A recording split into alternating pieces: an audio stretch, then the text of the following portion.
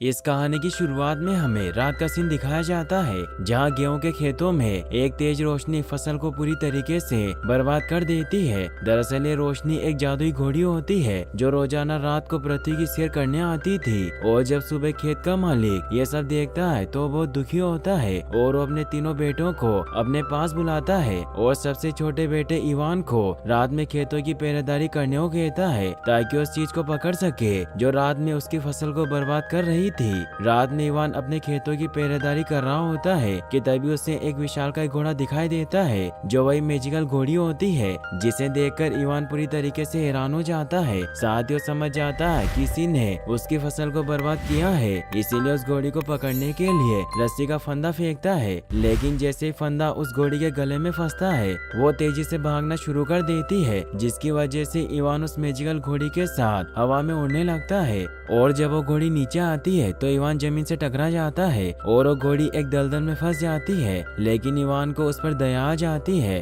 और उस घोड़ी को दलदल में धंसने से पहले ही विंड मिल की मदद से बाहर निकाल लेता है। लेकिन बाहर निकलने के बावजूद भी वो घोड़ी बहुत दुखी होती है क्योंकि इवान ने उसे रस्सी से बांधा हुआ था। इवान जब उसे इतना दुखी और उदास देखता है तो उस जादुई घोड़ी को आजाद कर देता है क्योंकि वो एक नेक इंसान था। आजाद होकर वो जादुई घोड़ी बहुत खुश होती है और अगले ही पल वो वहाँ से गायब हो जाती है। अगली सुबह जब इवान की नींद खुलती है तो देखता है कि उसके अस्तबल में दो शानदार घोड़े खड़े होते हैं, जिन्हें देखकर इवान शॉक्ड हो जाता है। तभी वहाँ पर एक छोटा घोड़ा आ जाता है जिसका नाम फॉल होता है, जो इवान से बात कर पा रहा था। वो इवान को बताता है कि मैं उस मेयर का बेटा हूँ जिसे तुमने रात को दलदल से बचाया था। साथ ही उसे ये भी बताता है कि माँ तुम्हारी दरिया दिली से बहुत खुश है, इसीलिए उन्होंने मुझे इन दो घोड़ों के साथ तुम्हारी मदद करने भेजा है। इवान फॉल और उन दोनों शानदार घोड़ों से मिलकर बहुत खुश होता है और वो प्लान बनाता है कि उन दोनों घोड़ों को बाजार में बेचकर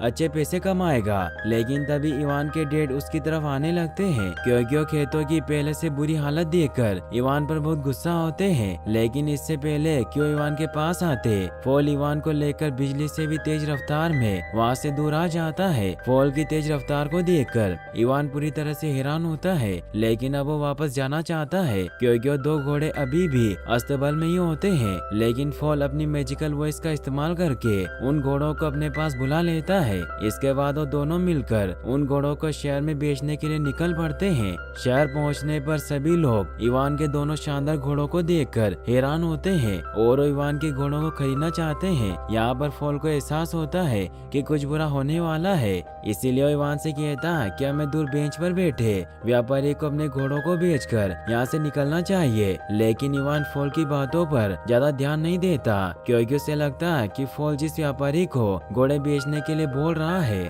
उसके पास ज्यादा पैसे नहीं है, इसीलिए वो शहर के लोगों के सामने अपने घोड़ों की नीलामी करने लगता है। अगले सीन में हम राजा को देखते हैं जो एक मक्खी को मारने की कोशिश कर रहा होता है। दरअसल ये राजा एक अयोग्य राजा होता है जो अपनी गरीब प्रजा पर ज्यादा ध्यान नहीं देता और ऐशो आराम की जिंदगी जीता है। अब राजा जब अपनी दूरबीन से शहर के लोगों को देख रहा होता है कि तभी उसकी नजर इवान पर पड़ती है और वो इवान के शानदार घोड़ों को देखकर पूरी तरह से हैरान हो जाता है और उसे समझ में नहीं आ रहा था कि इवान जैसे गरीब लड़के के पास इतने शानदार घोड़े कहां से आए। इसीलिए इवान के पास जाता है और उसके दोनों घोड़ों को अपनी शाही सवारी के लिए मांग लेता है और वो इवान को घोड़ों के पैसे दिए बिना ही वहाँ से जाने लगता है, जिससे इवान राजा से अपने घोड़ों के पैसे भी नहीं मांग पाता। इसीलिए वो फॉल को अपनी मदद करने के लिए कहता है। इवान की बात सुनकर फॉल एक बार फिर से अपनी मैजिकल वॉइस से घोड़ों को वहाँ से भागने को कहता है। इसके बाद दोनों घोड़े राजा को लेकर वहाँ से भागने लगते हैं और इसी दौरान राजा कुछ आटे की बोरियों पर गिर जाता है, जिसकी वजह से उसके पूरे चेहरे पर आटा लग जाता है और वो बहुत गुस्सा होता है। राजा के गिरने के बाद इवान उसके पास जाता है और उससे अपने दोनों घोड़ों की कीमत मांगता है।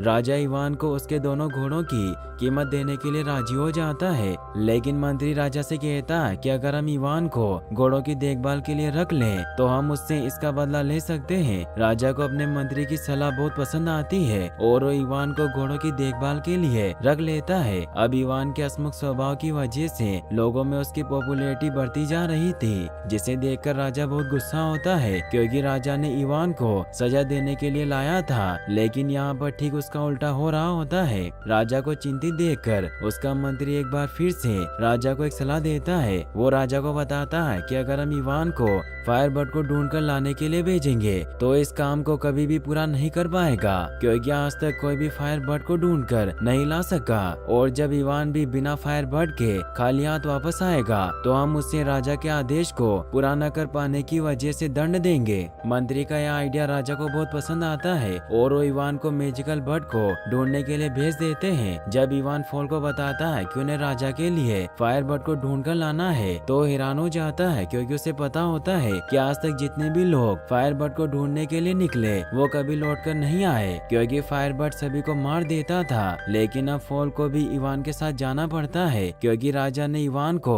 फायरबर्ड को ढूंढ कर लाने का हुक्म दे दिया था। इसीलिए फॉल इवान को अपनी स्पीड से एक जंगल में ले आता है जहाँ पर स्लीपिंग नट्स होते हैं। दरअसल फॉल को पता होता है कि अगर उन लोगों ने फायरबर्ड को ऐसे ही पकड़ने की कोशिश की तो फायरबर्ड इन्हें जलाकर राख कर देगा। इसीलिए फॉल इवान को इस जंगल में लाया होता है ताकि ये लोग स्लीपिंग नट्स को अपने साथ लेकर चले, क्योंकि फायरबर्ड को नट्स बहुत पसंद होता है। और अगर इन लोगों ने फायरबर्ड को किसी तरह स्लीपिंग नट्स खिला दिया तो गहरी नींद में चली जाएगी, जिसके बाद ये लोग बड़ी आसानी से उसे पकड़ लेंगे। अब ये लोग स्लीपिंग नट्स को लेकर रेगिस्तान के बीचों बीच एक छोटे से तालाब के पास पहुंच जाते हैं जहां पर फायरबर्ड रेत के नीचे रहती है। इवान स्लीपिंग नट्स को फायरबर्ड की तरफ फेंकता है और स्लीपिंग नट की खुशबू से फायरबर्ड रेत से बाहर आ जाता है और एक एक करके सारे नट्स को खाना शुरू कर देता है।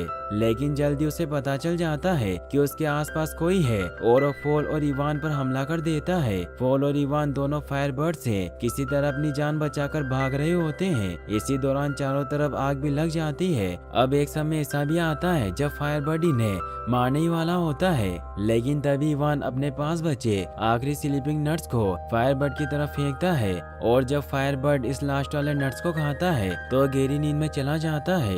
इसके बाद इवान फायरबर्ड को लोहे की जालियों में पकड़ लेता है और जब फायरबर्ड होश में आता है तो अपने आप को कैद देखकर बहुत दुखी होता है और वो रोने लगता है। फायरबर्ड को रोता देखकर इवान इमोशनल हो जाता है और उसे आजाद कर देता है। आजाद होकर फायरबर्ड बहुत खुश होता है और वो इशारों में इवान को थैंक्स कहता है। फिर वो पंख फैलाकर आसमान की गहराइयों में उड़ जाता है, लेकिन वो जाते जाते निशाने के तौर पर इवान को अपना एक पंख देकर जाता है जो फायरबर्ड की तरह चमक रहा होता है। इवान उस पंख को पाकर बहुत खुश होता है और फॉल के साथ वापस राजा के पास आ जाता है और उन्हें बताता है कि किस तरह बहुत मुश्किल से उसने फायरबर्ड को पकड़ा और उसे दुखी देखकर आजाद भी कर दिया। लेकिन कोई भी इवान की बातों पर विश्वास नहीं करता और उन्हें लगता है कि इवान झूठ बोल रहा है। हालांकि इवान उन सबको फायरबर्ड का पंख भी दिखाता है, लेकिन उसका भी कोई फायदा नहीं होता, क्योंकि इस वक्त उस पंख में कोई रोशनी नहीं हो रही थी, जिसकी वजह से वो पंख भी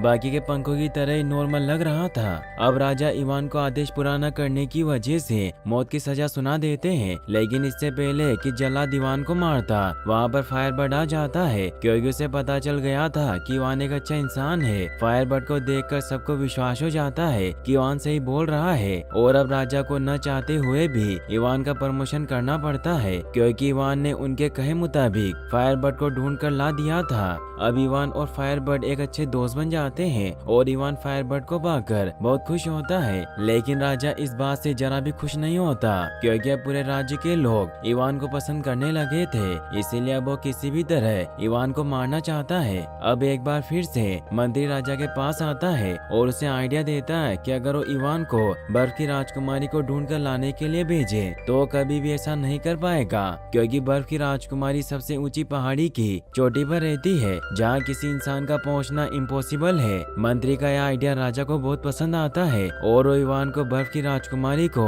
ढूंढ कर लाने के लिए भेज देता है। अब इवान फॉल के साथ बर्फ की राजकुमारी को ढूंढ कर लाने के लिए निकल जाता है। हालांकि फॉल उसे समझाता है कि बर्फ की राजकुमारी को ढूंढ कर लाना अपनी मौत को दावत देने के बराबर है, लेकिन इवान फॉल की बातों पर ज्यादा ध्यान नहीं देता और बहुत मुश्किल से किसी तरह फॉल की मदद से उस गुफा के पास पहुंच जाता है जिसके अंदर राजकुमारी होती है। लेकिन गुफा के दरवाजे पर बर्फ की एक मोटी दीवार होती है, जिसकी वजह से वो गुफा के अंदर नहीं जा पा रहे थे। लेकिन तभी फायरबर्ड का पंख एक्टिवेट हो जाता है और वो बर्फ की मोटी दीवार के अंदर चला जाता है, जिससे वो दीवार देखते ही देखते पिघल जाती है। इसी दौरान फॉल भी उस पानी के साथ बह जाता है और नीचे गिर जाता है। लेकिन इवान को इस बारे में कुछ भी पता नहीं चलता और वो गुफा के अंदर चला जाता है, जहाँ पर बर्फ की राजकुमारी की तरह ही बहुत सी राजकुमारियां सो रही होती है। लेकिन इवान फायरबर्ड के पंख की मदद से रियल बर्फ की राजकुमारी को ढूंढ लेता है और उससे अपने साथ चलने को कहता है। लेकिन राजकुमारी इवान के साथ चलने से मना कर देती है, क्योंकि उसे लगता है कि अब दुनिया में कोई भी बहादुर इंसान नहीं बचा जिससे वो शादी कर सके, और वो पहाड़ी की चोटी से नीचे कूद जाती है। ये देखकर इवान भी बिना कुछ सोचे समझे राजकुमारी को बचाने के लिए नीचे कूद जाता है। लेकिन राजकुमारी अपने विशेष प्रकार के कपड़ों की मदद से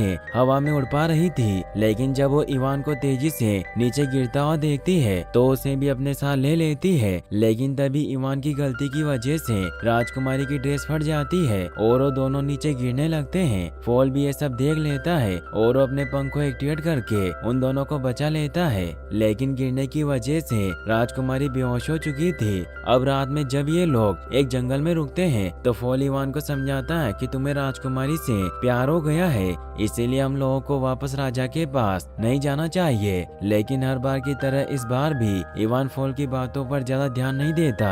अब कहीं न कहीं राजकुमारी भी इवान को पसंद करने लगी थी। अगली सुबह इवान फॉल और राजकुमारी के साथ राजा के पास पहुंच जाता है। राजा इवान के साथ राजकुमारी को देखकर बहुत गुस्सा होता है, क्योंकि एक बार फिर से इवान ने राजा को गलत साबित कर दिया था। लेकिन मंत्री राजा को समझाता है कि आप दुखी मत होइए, इसमें आपका ही फायदा है, क्योंकि अब आप राजकुमारी से शादी कर लेंगे।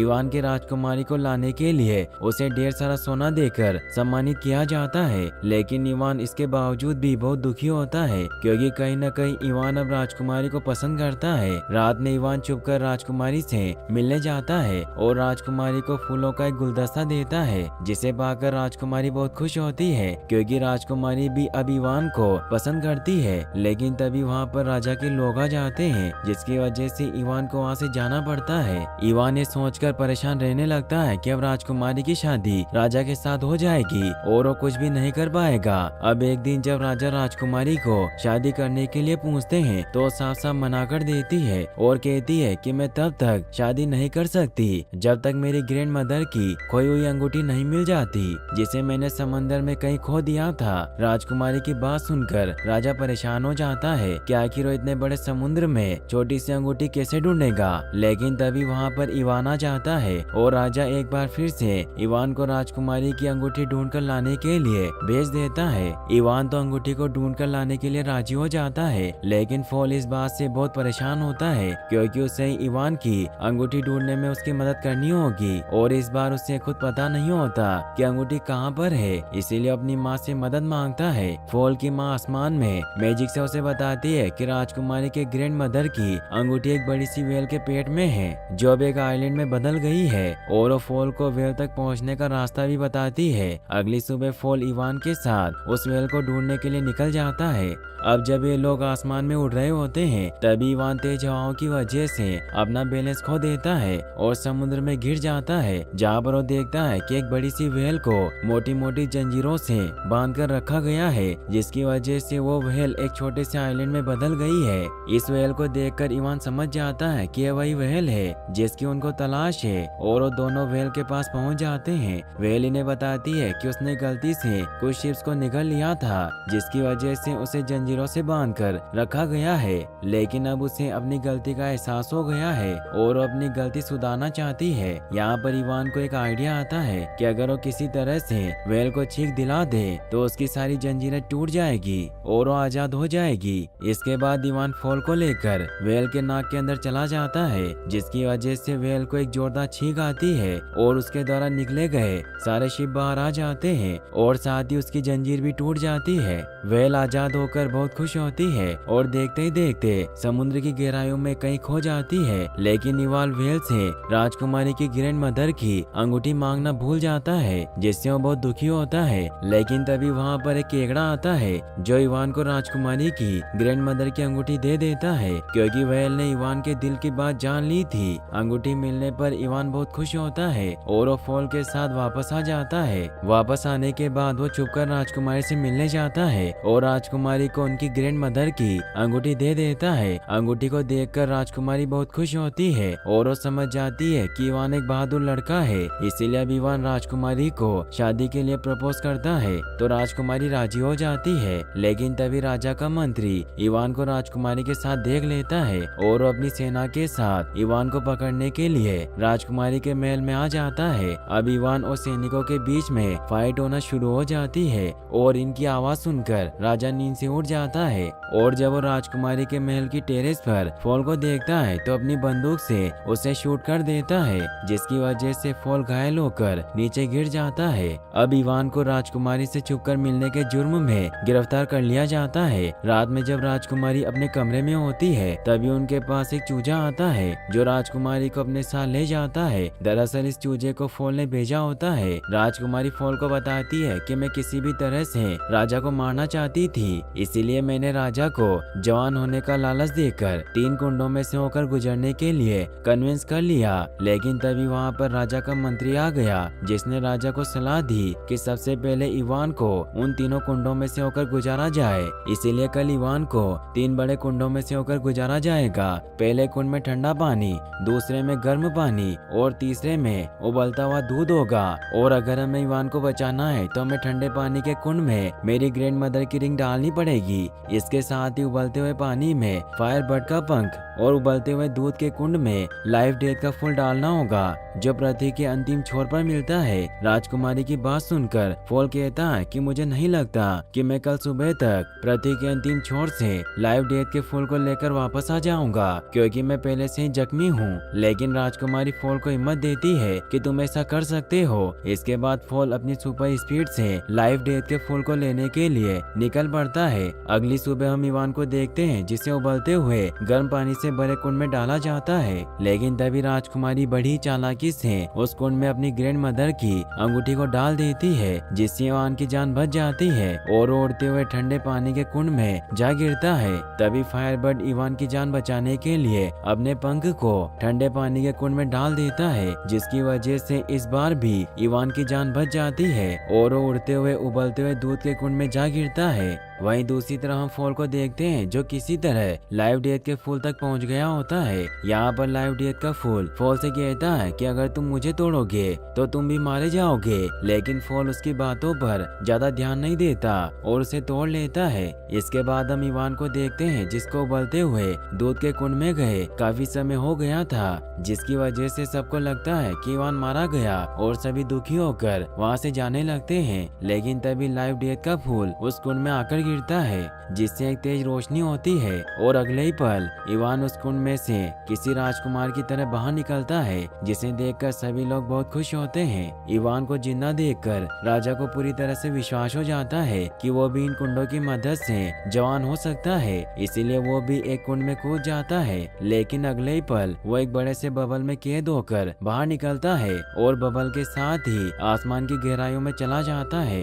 राजा के जाने के बाद इवान को वहाँ का नया राजा बना दिया जाता है, जिससे इवान और राजकुमारी दोनों बहुत खुश होते हैं। फिर वो दोनों फॉल के पास जाते हैं, जो बहुत दुखी होता है क्योंकि लाइफ डेथ के फूल ने उससे कहा था कि वो जल्दी मर जाएगा। लेकिन यहाँ पर राजकुमारी फॉल को बताती है कि वो तो सिर्फ तुम्हारा टेस्ट ले रहा था कि तुम दिल के सच्चे हो या नहीं। राजकुमारी की बात सुनकर फॉल बहुत खुश होता है। इसके बाद ये तीनों मिलकर खुशी खुशी रहने लगते हैं और यहीं पर इस मूवी की हैप्पी एंडिंग हो जाती है। और गाइस, अगर आप ऐसी ही जादुई डॉग की कहानी देखना चाहते हैं तो एंड स्क्रीन पर क्लिक करके आप उस वीडियो को भी वॉच कर सकते हैं। और इस वीडियो को लाइक और चैनल को सब्सक्राइब करने के लिए आपका तहे दिल से शुक्रिया। Thanks for watching.